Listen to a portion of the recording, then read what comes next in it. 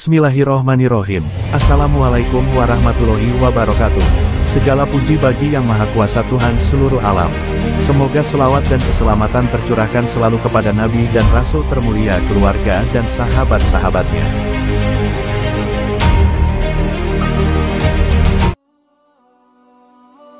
Selama ini kita mungkin berpendapat orang yang meninggal itu tidak akan merasakan sakit ketika jasadnya dimandikan. Padahal saat dimandikan tersebut, mayit tersebut menjerit.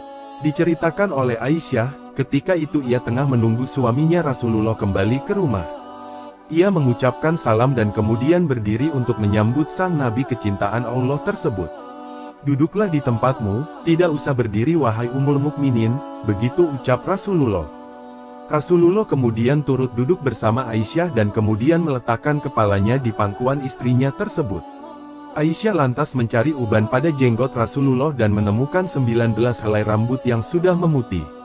Aisyah kemudian berpikir dalam hatinya, sesungguhnya baginda akan meninggalkan dunia ini sebelum aku, sehingga tetaplah satu umat yang ditinggalkan oleh nabinya. Maka ia pun menangis sehingga mengalir air matanya jatuh menitis pada wajah baginda Rasulullah. Rasulullah kemudian turut duduk bersama Aisyah dan kemudian meletakkan kepalanya di pangkuan istrinya tersebut.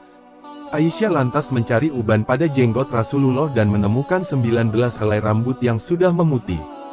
Aisyah kemudian berpikir dalam hatinya, sesungguhnya baginda akan meninggalkan dunia ini sebelum aku, sehingga tetaplah satu umat yang ditinggalkan oleh nabinya.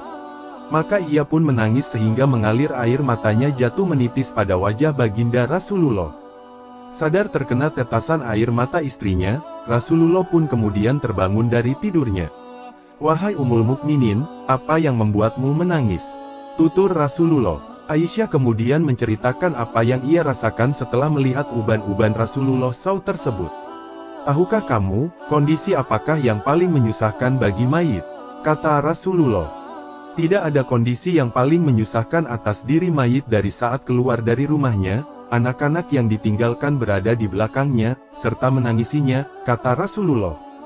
"Itu memang menyakitkan, tapi masih ada lagi yang jalan pedih dari itu," sahut Rasulullah.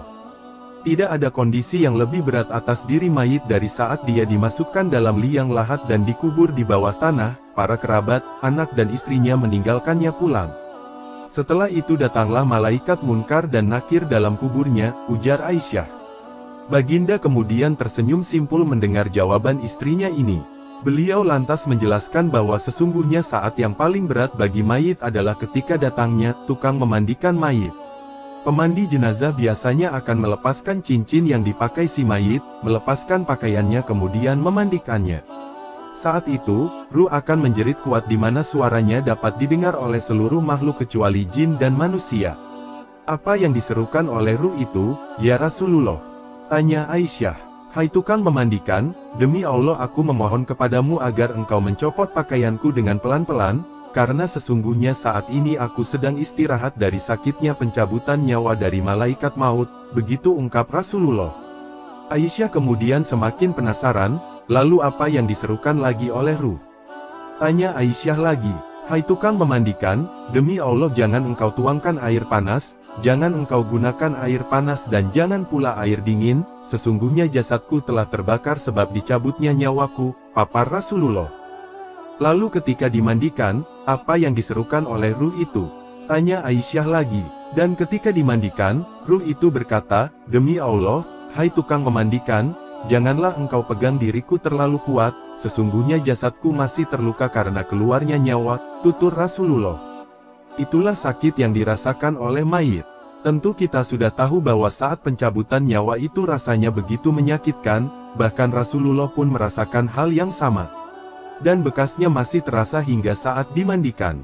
Jadi, bagi Anda yang suka memandikan jenazah, dengarlah jeritan ruh.